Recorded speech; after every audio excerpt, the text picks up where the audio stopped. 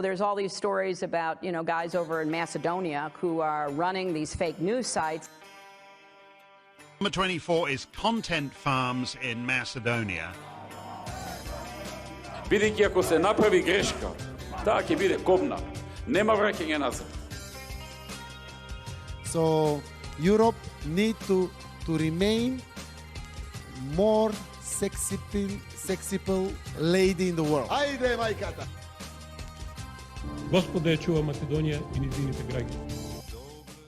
The bodies of 45 victims of the Besa Tours bus disaster have arrived home to Macedonia, and the Zaev government manages to make a disgraceful sight out of what should be a mournful and dignified event. When will outgoing Prime Minister Zoran Zaev actually leave office? As we record this podcast, his party, SDSM, before 1991, the League of Communists of Macedonia, is set to hold a leadership contest on December 12 to replace him. He has his hand-picked successor, of course, a man almost no one has ever heard of, but others are waiting in the wings, knives out, so to speak.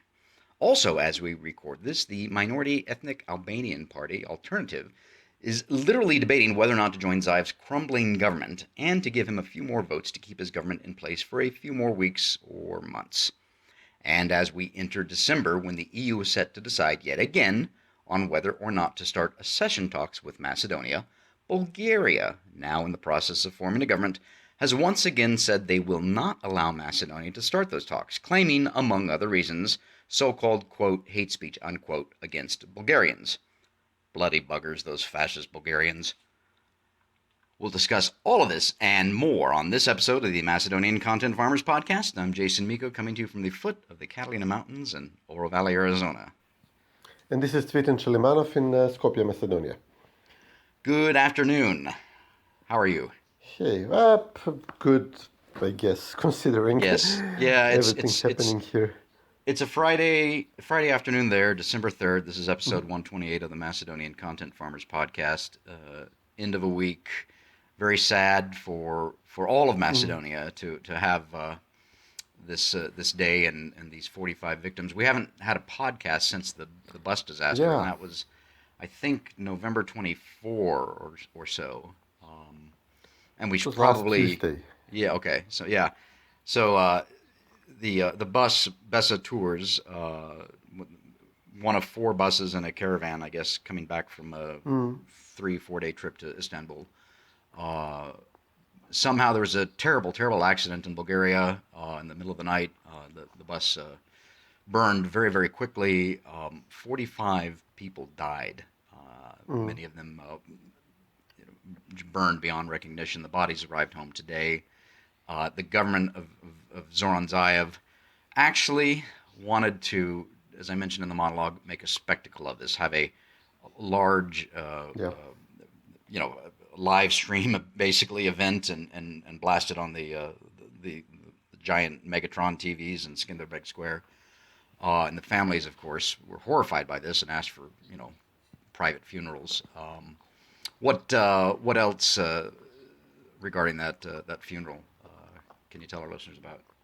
So, this was easily the biggest civil time disaster in Macedonia, or possibly even in Europe. In some time, there were news agencies looking into this. There hasn't been as deadly a bus accident in 10 years or so in the whole of Europe. I mean, this was completely a devastating disaster. The bus, and again, like in the Titova fire, in the hospital fire in Titova, it's not that something happened in the case of Titova, that a defibrillator had too much current going through the wiring, which was apparently not good, so a spark flew. In this case, the fact that the bus apparently hit a fence on the right side of the road, which is protecting like a rest stop area for trucks, which is really at a corner. So I've driven this highway a lot. It's a good, very recent highway built only like 10 years ago. I never noticed that there is any problem with it. But when we saw the video of the incident, it really is like you go out from a bend and then immediately the rest stop is to your right, and if you were following the third lane of the highway, even though you're not supposed to do so, if you're driving in the third lane, then naturally you get the instinct to go into the rest stop, and once you realize this, you might want to go back onto the highway and then hit a small fence.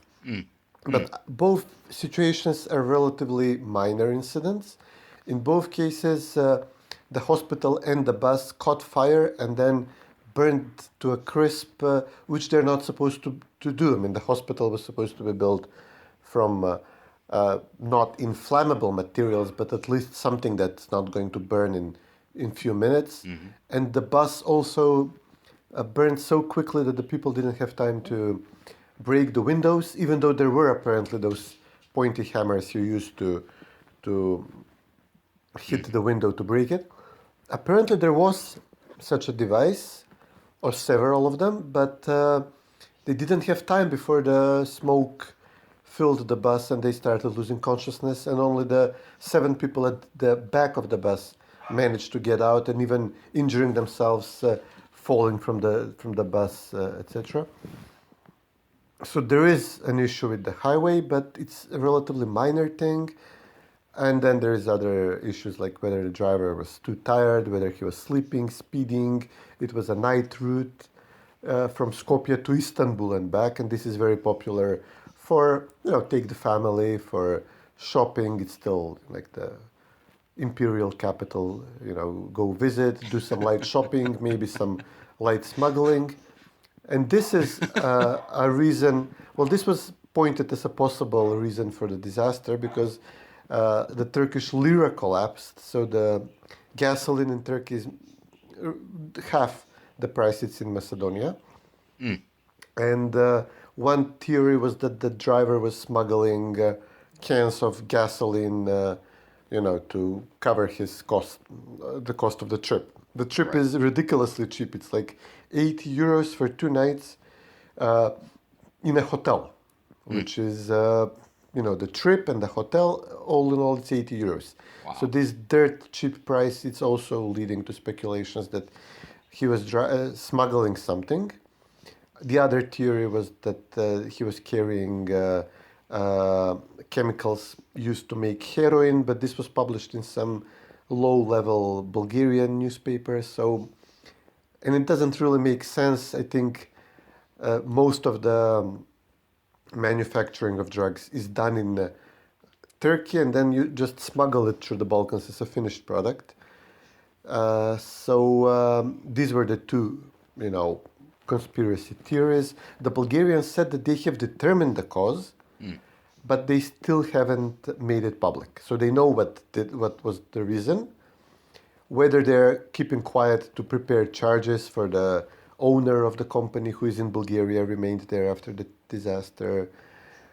And this tour is especially popular with families, so this contributed to the disaster having this horrible aspect that 12 of the 45 people who were killed were minors, children. Some of them were, there are twins, aged 4, that were killed. Schools were closed. Several schools in Skopje were closed because they had multiple students. In one case, 5 were from the same extended family in one school in Skopje. So this was really, really a horrific disaster. The families were going to Istanbul to do some light shopping in these cheap tours, and so it really hit the Albanian community in Macedonia, especially all the victims were, except for one of the drivers, were either Albanian or Muslim Macedonians. Just like in Tetovo, almost all the victims in the hospital disaster were also Albanians, and it's a big issue in Albanian politics here. It's obvious that the DUI party is completely failing at, maintaining standards in transportation, in healthcare. I mean, they've been in power since 2008, and then before that, since 2002, almost uninterrupted. Since the war they started in 2001, and you can just now see that things are falling apart. They cannot make the basic semblance of competent delivery of services. Like if you build a hospital, that the patients know that it won't burn down at the first spark, or DUI is also controlling a number of regulatory inspections that had oversight over the bus, and they didn't. The bus was allowed to leave the country even though it was not didn't have one set of permits. Now it's apparently even the license plate was fake or bogus in some way. None of this was put in place after the 2019 disaster on the Skopje-Tetovo highway, in which 16 people were killed. So we had this push to put the system in place. We had a very clear example of what happens when you do not work as you should in the transportation ministry, in the inspections at the borders, etc. And none of the lessons were learned from this situation, from this earlier disaster. And today, their decision of the government was to make so first Zaev had this horrible statement in Bulgaria when he rushed there after the disaster. He said, listen, this is going to positively influence our relations. And what he meant to say was that Bulgaria will now find it more difficult to keep blocking us in the EU accession talks after these 45 people were killed. So he was there in Sofia as they were still taking the bodies out of the bus, and this is what he was thinking about, how we can make a political benefit out of the disaster. And today they insisted that there is this lavish state funeral. So Bulgarians sent 2 planes, military planes with the bodies, and once they landed in Skopje, the government wanted to drive them to Skopje through a procession, then have a video beam, screens at the Skanderbeg Square in downtown Skopje to have citizens gathered and, this collective moment of, mourning. And the family said, no, we don't want you to do this. Just give us the bodies and get out of here. And in the end, the entire government went, Zaev, Pendarovsky, Talat Jaferi, they went to the airport for the arrival ceremony. They laid some brass, etc. So we had Zaev's spokesguy, Marian Zabrčanec, post a comment with the satellite trucks for the Macedonian TV station, which was told to conduct a live, to cover this event live. And he said, we start, we go live in a few minutes, with exclamation mark on Instagram. Please come everybody watch our funeral procession. Jesus. And then Zaev was filmed walking around with people and laughing during the event. I don't know. This is really, really crazy situation here. Right. So obviously the story here is the absolute tragedy in terms of human cost, and our hearts go out to the families of those who lost loved ones in this. And Macedonia mourns. There was a 3-day period of mourning after the disaster, of course, but and obviously it was an accident. But the story here and the question about responsibility is on these issues that you mentioned. Was the driver carrying cans of gas? Was the bus? As I read in numerous articles, the bus was basically completely rebuilt, as a lot of these buses are. They start out new, and then over the 20-30 year lifespan of the bus, the parts are all replaced, and whether or not those are in line with code and certain regulations is a matter of question. Are the parts that are replaced up to regulation, up to grade? And then there was questions, I think, about did they have the proper licensing even to leave the country? There was questions about that. So there are, in addition to what the Bulgarian investigator's office comes up with and to explain the crash and why it burned so quickly, there are questions about licensing and all kinds of things like this. And of course, given the past behavior of Zoran Zaev and Ali Ahmeti and their government, we can expect absolutely nobody to suffer any consequences whatsoever on these other issues, I think. we're still waiting for Filipce to Health Minister Filipce to resign over the Tetovo hospital fire that killed 14 people. It's just these people just don't take responsibility, which erodes confidence in the institutions of government, and that is vitally important to any democracy, and it erodes confidence, it erodes trust. And I think Zoran Zaev is actually smart enough to know that, which is why, as we've talked about and written about, he wants out.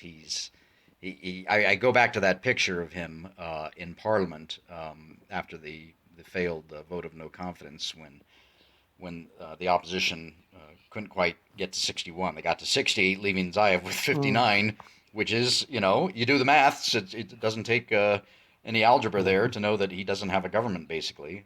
So he said he was going to resign, and that picture shows him looking like a scared little rabbit. While surfer boy Artan Grubi flashes some sort of a gang sign and smiles widely for the cameras.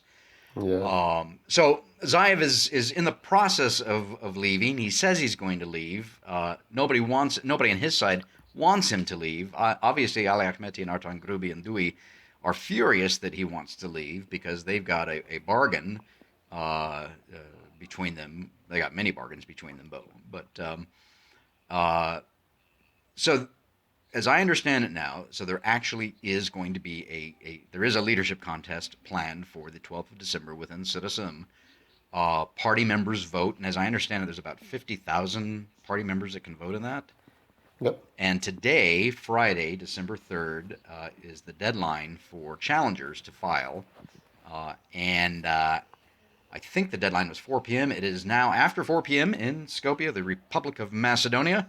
And how many people are challenging Zoran Zaev for the party leadership, Cvetin? Yeah, it's now 438, so no new applications are being accepted, and 4 are running. Okay. So Zaev announced his resignation after he lost the local elections. Then several times he began to change his mind. He announced he's going to resign as party leader and as prime minister. Up to now, he only resigned as party leader, and they're going to vote on the 12th, as he said, of December. And he practically elected a successor. Nobody knows the guy. He's deputy finance minister. He worked in Deutsche Telekom for a very long time. Trying to remember the name, Dimitar Kovacevsky. Is the heir apparent? Yeah, the hair and the lack of hair is apparent so, also. Sorry, cheap joke. His father was mayor of Kumanovo, so he comes from this very important branch of the party, which had a huge split in the local elections. And we know nothing about him, really. He spoke once in public at a press conference and several times to journalists in closed interview, and nothing came out of this of essence. So he's running. Zaev started inviting him to meetings with this alternative party, which he desperately needs to join the coalition, because after the Besa party defected, he lost the 62 votes he had. He's now down to 59 officially, or 60 if we count this kidnapped member of parliament who is now with him. But he's still 60, it's not 61. He's still not a majority, right? So it's Kovacevsky. Then there is, today we had the nomination of Jovan Despotovsky. He's a Shekerinska's guy. So this is the first indication that there is a split in the party. He's utterly, 100% part of her wing. He was member of the Secretariat for European Affairs, which all of them were Shekerinska's people. She founded this institution, which is supposed to conduct negotiations with the EU once they begin, and they still haven't begun. He hasn't done much work in his life, you can imagine. So then, when SDSM took power in 2017, this Despotovsky guy, he was named director of the Innovation Fund, which gives you grants if you come up with a technological, innovative solution in your business. And he kept giving money to people who are openly, SDSM supporters, journalists who support SDSM, officials from SDSM. So, like, he would give money to a company owned by Deputy Prime Minister Kocha and Yushev. So, ridiculously corrupt institution.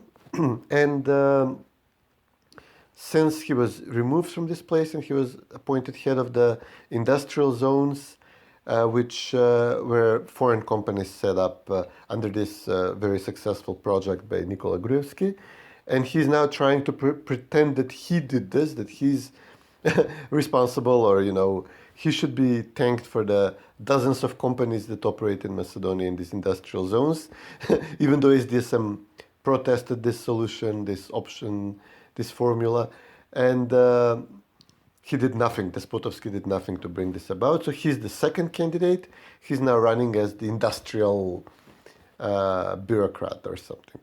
And then a third candidate is Frosina Reminsky, who is famous for being involved, being appointed as the fall person in the racket scandal by the party, because everybody in the party was involved in the racket scandal, but she was named as the one official who will be blamed, and she's currently on trial for extortion. And the fourth candidate is another guy from Kumanovo who is apparently a karate enthusiast, and nothing else is known about him. He posted a picture doing karate chops. Ah, okay. So that are the four candidates. So it sounds like, from what you say, and given the split in the party, could it be an actual real horse race between the Zaev wing and the Shekarenska wing? Well, we thought no, but now with Despotovsky's nomination, I doubt that he's doing this just because. Right. I mean, he could be just like a spoiler candidate, and also run to give an impression that there was an actual race. Reminsky and this other karate guy do not give this. Right. But then on the other hand, he's not the choice. I mean, the choice to have a Shekarinska person run. I mean, this actually risks splitting the vote. So right. It's it's not a smart choice for an also run. It looks more like an actual thing. Right. Okay. All right. So we've got basically two candidates essentially for citizen leader. So that is going to be on the 12th of December.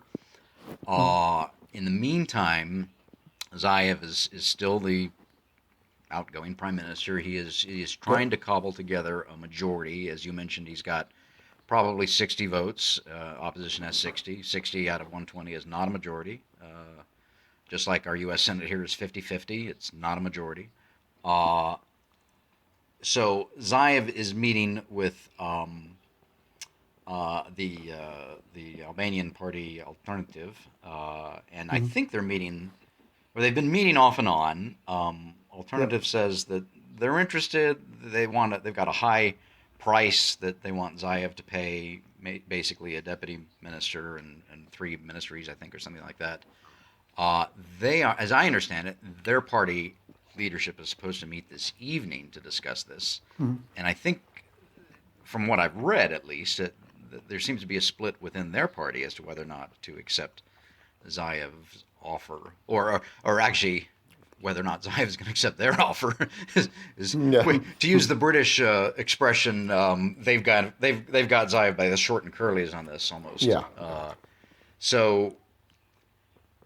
So what can we expect there if they're meeting tonight, or is this thing going to just keep dragging on? And in the meantime, before we answer that, obviously we're moving towards December the 14th, when the EU is supposed to hold some session where the windbags talk about whether or not to allow Macedonia and Albania to begin talks, and Bulgaria, even though it's basically got a government, they're still negotiating. Rumen Radev, the president, has basically said, no, we're not going to allow you to start EU accession talks, and here's why. And the new government of Bulgaria seems to be saying the same thing. So, what do you expect back on the government formation?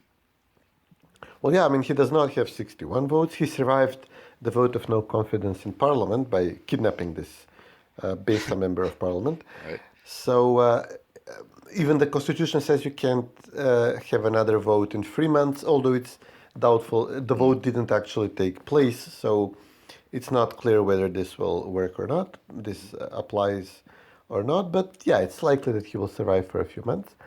I mean, the SDSM coalition, Zaev, is eager to leave the party and also the government, apparently because, we have huge economic issues, inflation.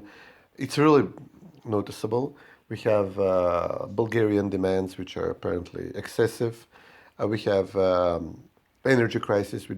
There is no contract for supplying electricity to households for next year, which it's a routine contract when the power plants are functioning normally, but they cannot sign this because it indicates there is a big problem.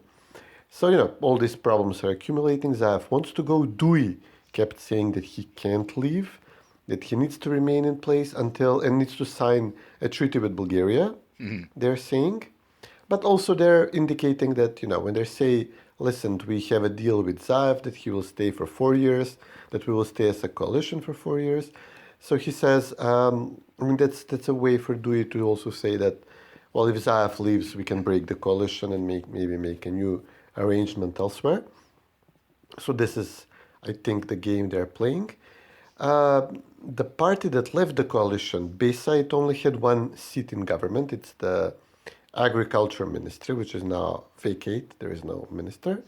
And they had positions across, middle management, stuff like that. And 2 deputy ministers somewhere.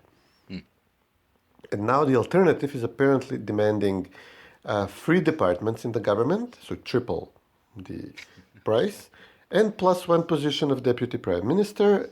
And it also wants, allegedly, that one of the departments it gets is healthcare, which is, lucrative. Super lucrative. and they have the right, they can say that because, it was almost all the victims of the disaster in Tetovo were Albanians, of the hospital fire, and because nobody was held responsible for this disaster, as you mentioned, that, the Albanians have a legitimate demand that this department is placed under a competent Albanian minister, because obviously they're being, not only a disaster happens, but there is no political accountability after this. So yeah, there they have Zaev by the short and curlies, and they're gonna have make excessive demands, and he does not have much of a choice. He has to accept them because otherwise he goes to elections. And now the question is whether this new party leader, if Kovacevsky is elected new leader, if he can unite the wings of the party, like Shekerinska's wing and Crvenkovsky's wing, which most prominently abstained from the local elections, and keep Zaev's supporters in check, and then maybe form a pre-election coalition with Dewey against VMRO, which would probably form a coalition with the opposition Albanian party, the Alliance of Albanians. Well, in that case, they might have a chance in early general elections. But these are so many moving parts. We are likely to have a major energy issue in January, or at least a price hike, a major price hike. Inflation is unlikely to stop. Bulgaria is very unlikely to allow us to open accession talks. So all this accumulation of disasters, if elections are held in spring as VMRO demands, it's very likely to be a VMRO blowout. And so I don't know if Zaev is just trying to flee and then blame electoral defeat sometime next year on his successor, or if he's really trying to, try to create some kind of a stable-ish government with 64 seats in parliament, which is difficult. Right, and it will be very shaky, even if he can do that, and short-lived. And plus, Cvetin, you forgot to throw in there, to add to the crushing morosity, the COVIDs and the new Omicron variant, which the media, at least here and in Western Europe at least, are freaking out over, even though not much is known, and the South African doctors that discovered it first have said the symptoms are very mild. So you got to throw in that the winter flu season, winter in general, very cold temperatures, and so although it was 85 Fahrenheit here the other day, which I think is what 24 Celsius. So sorry. So yeah, we're outdoors still. You throw in all that, then of course you throw in the fact you've got Christmas coming up. I mean, you've got, even though obviously Macedonians Orthodox Christmas is the 7th, the Protestant Catholic is the 25th of December, and then you got New Year's in between. But anyway, everything just slows down. You got the winter break for the students at school. Just all of this stuff kind of coming together, and I just don't see politically, any, certainly for Macedonia, no good news. It just seems to be muddling along. Although I noticed Nikola Dimitrov here said that some other confab where the windbags talk a lot basically said that we shouldn't tie ourselves to dates. Trying to downplay the December 14 decision. Yeah. I mean, this is likely going to be a bust. Bulgaria is supposed to have a government in a few weeks, probably after the European Council. And even if they have a government in time for the Council, some of the coalition partners there, so like these new guys, I mean, all the parties are new there. This newest new party, which won the elections, the PP, they said that they seem to be more open to, cutting a deal with Zaev, but the Socialist Party is going to be part of this, and they blocked the adoption of a more conciliatory proposal made by the PP party. And there is the PP party, Jesus, and then there is this showman guy, Slavit Trifonov, who won last time, did not do so well this time, but still has an important role in the coalition. He's also very assertive. So, I mean, even the best case scenario for Zaev would be that Bulgaria allows Macedonia to open accession talks, but in exchange for very firm commitment by the whole of the EU that all of its demands, like changes to the history, to the national identity, are made part of the accession process, so they would automatically be able to block us in the future. So, you don't know what's worse for us, actually, whether to delay the opening of accession talks or to accept that the accession talks are going to be never-ending list of unilateral demands from Bulgaria to Macedonia, which we will have to accept. So, it's all going to be real difficult for whoever is in charge in the future. Which is why, and I think we're of the same opinion, I think that Macedonia should just cease this nonsense of trying to become an EU member and figure out an alternative, even though double entendre here, Zaev says there is no alternative, as he talks to alternative. It's just, it's a lazy argument.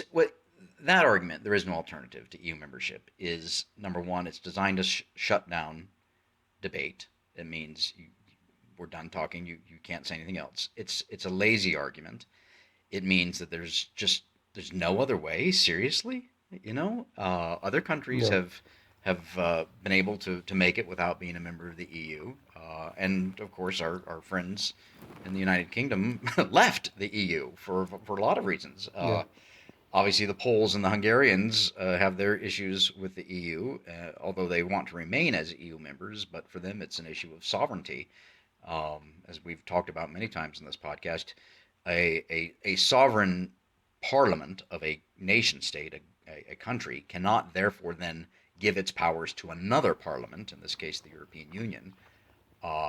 That's not the way democracy works, or it's supposed to work. I mean, if you want to have some other form of government, if you want to have a European superstate and everybody's parliament is subservient to the European Union parliament and they're treaties and their judiciary and everything else subservient to that. I mean, which is what the European Union wants, the fathers and mothers of. I'm not trying to make a slight when I say mothers, as in mother anyway. But that's what they're aiming towards. But anyway, going back to what I started with, there are alternatives, and I know that Macedonia should try and figure out a different way. I know now, of course, VMRO, when it gets back in power, and it will at some point, is going to have those same issues that it faces. How do you get around this? The bloody buggers that are the Bulgarians, keep claiming this, that, and the other, and they're never going to let go of that, and no amount of jawing by the State Department or the EU is going to change their mind, I think. Yeah, I mean, the US is already openly saying that all countries in the Balkans that are not in the EU need to join this other initiative, the Open Balkan Initiative, which, looks like an alternative version of the EU under, alternative version of Yugoslavia without the good parts, like Croatia and Slovenia, and with the parts like Albania and, Kosovo is, of course, part. So we call it Albanoslavia. I mean, the way in which the US pushes for this arrangement really bodes nothing good for us. And some of the Albanians are saying it's too Serbian-dominated. And even some in Bulgaria even understand that by blocking Macedonia from EU accession talks, they're pushing us into the Serbian embrace, back into the Serbian embrace. But consider another thing. We have a situation where Zaev was brought into power by the internationals, by the US, by the EU, by a number of EU officials, the Soros network, etc. And there is they're not shy about, the diplomats in Skopje are not shy about taking sides in the political dispute here. Like, we had with the Dutch guys intervening apparently to keep him still in power before the vote of no confidence. We have a serious worsening of our international situation on people on the right. We have the left taking over in Germany. Now, the left in Germany has held the foreign ministry for decades. I mean, they sometimes swap it with the Greens or the Liberals, never with the Conservatives. The last time a Conservative was foreign minister of Germany was in the 60s. You can check this out. Look it up. And so we had extreme pressure from Germany, even against the right, even when Merkel was nominally prime minister, nominal conservative. But now they're going to take over the government, the left's taking over the government full-time. So we can imagine that what was maybe 10% of holding back by Merkel is now, to stop the attacks on the right, is now going to be gone. They're going to become a fully activist foreign ministry, like color revolution funding government in the region, obviously focused on Hungary and Slovenia and Poland, but very likely, the places they have gained already, they're going to invest to keep, not to allow their people to lose power in Macedonia. There is no more pretense of any neutrality or diplomatic, even-handedness. Then in the US, we had the State Department, a lot of the troubles we went through were under Trump, but the State Department kept doing its thing. The thing it started under Obama, but now they're under Biden, so they're even more, their hands are untied. Phil Ricker is in London, apparently coordinating things. They have Piat in Athens. So, there is really there's going to be no holding back in the influence of the US embassy. So I think we are going to have a lot of pressure put on the surviving conservative countries in the region, and just look what's happening in Austria recently. So this is going to be a very unfavorable environment for VMRO to come back, despite all the disasters which we mentioned, and the fact that Zaev is actively making the situation with Bulgaria worse by his appeasement tactics, and that he failed to deliver on the main promise, which is EU accession talks and this corruption, etc. I mean, they're gonna keep supporting him. Oh, so yeah. No, that's always. And you forgot to mention the U.S. State Department envoy Pablo Escobar. Sorry, Gabriel Escobar. no. So the I totally thought that it's Pablo. I didn't get it. oh, by the way, I saw. I can't remember if he replaced the author. Oh, sorry, State Department official and author. Oh, what's his name? What was? I can what's picture his him face? because he just shaved off his goatee. So he's clean shaven now. Jeez. Matthew Palmer. So who's still around. I saw him in Bosnia the other day doing something. I mean, I wasn't in Bosnia, but I saw that he was in Bosnia. Yeah. So I don't get around that much. So yeah, you're right. All of this cast of characters of the State Department, European Union, NATO, together with their friends in the mainstream media, think tanks, academia. I think we've seen a lot of, not a lot, but a subtly increasing number of folks in the mainstream media, think tanks, even center-right think tanks, saying that Vomero is pro-Russian without presenting a shred of evidence. I mean, when you call somebody pro-Russian, it's the same thing as saying you're a fascist or a racist. It means I don't like you. I don't like what you say. Yeah. And you don't have to present any evidence when you start throwing around these things. But they're not true, of course. Vomero was pro-NATO, pro-EU long before SDSM was, back in 1991, maybe even before 1991. Well, no, they formed in 91. So, but there's just absolutely no evidence whatsoever because it's not true. So, but we're going to see an increasing number of folks throw these things out because they can, and it's up to people like us and others to challenge them on this because they're lying is what they are. But again, these are the kind of people who are comfortable with lies because it is in support of their agenda, and their agenda is nothing but power ultimately. So, anyway, we'll continue to monitor that. So. All right, that's a break.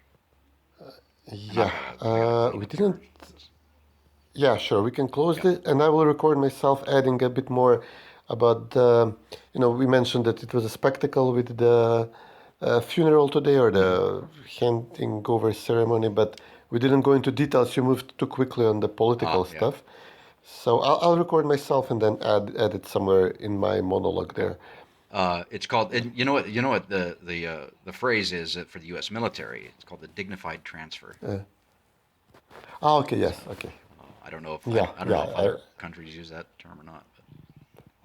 Well, I mean, we don't go to wars that much to have a procedure for that. We're the warmongering state, so.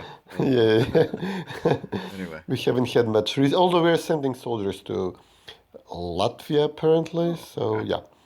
Yeah, it's Latvians. All right, let's. How do you want to close this? What were we talking about? The EU, the State Department, EU, NATO, and their friends. Yeah. Anyway, and I think I said we'll continue to monitor it or something like that. So. Yeah. Okay. Well, I'll just say something and then we sign off. Yeah. And they have never stopped monitoring us. So. Yeah, I know. Meddling in our stuff. So including probably our phones and this podcast and everything else. So hello to our friends in that are in the State Department, the EU, NATO, etc., that are literally monitoring our off recording comments, etc. So you don't have to record the podcast. We're going to publish it online. You don't have to wiretap this. No, that was I had this great exchange once on Twitter with Michael McFaul. This was this very aggressive Obama guy in Russia, and he had a podcast with some, I think it was with Ricochet or something, and he said, they said this live, that Putin he has all these capabilities. He has capability to record us live on while we're talking, but this was said on the podcast, and I remember I took this bit out, put it on Twitter, and McFaul genuinely retweeted this, like seriously, yes, that's true. I said, dude, you're recording a podcast. I was able to hear you say that. That's great. Well, let's just remember since you crazy. brought in Russia, the Russians and the Chinese are developing hypersonic missiles and vehicles, which will then be capable of evading defensive positions and delivering first strike capabilities. But Cvetin, we the West, NATO, will be able to throw hundreds and hundreds of pronouns at them. Yeah. And on that cheerful note, Time to end the podcast. all right, talk to you later. You too, buddy. Take care.